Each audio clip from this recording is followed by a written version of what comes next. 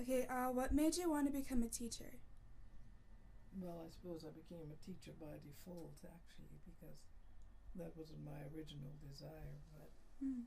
when I finished high school, well, I hadn't quite finished. They used to allow students, or people who had just graduated from high school, or I had just taken my exams really, to start teaching as a sort of a junior teacher in those days, and where they needed teachers, they would accept them. Well, there was an opening in a school, and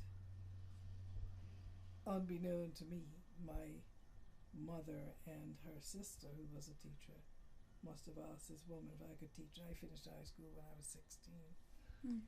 and so they must have asked this headmistress, and she said yes. And then I was told that this is what would happen. So I taught for a couple of years until I was 18, and then I went to university.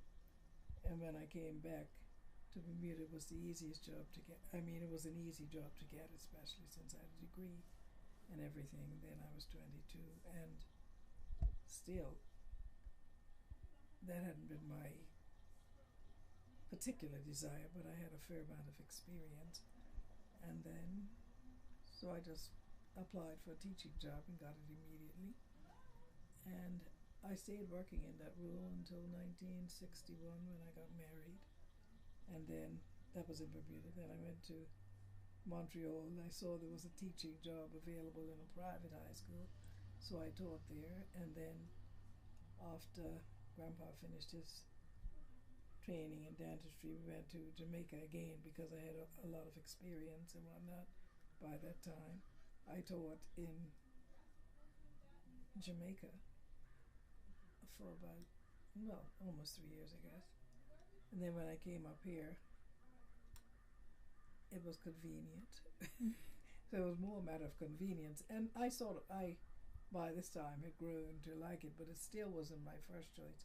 I would, if I had followed my own devices, I'd have probably been a psychologist. Mm.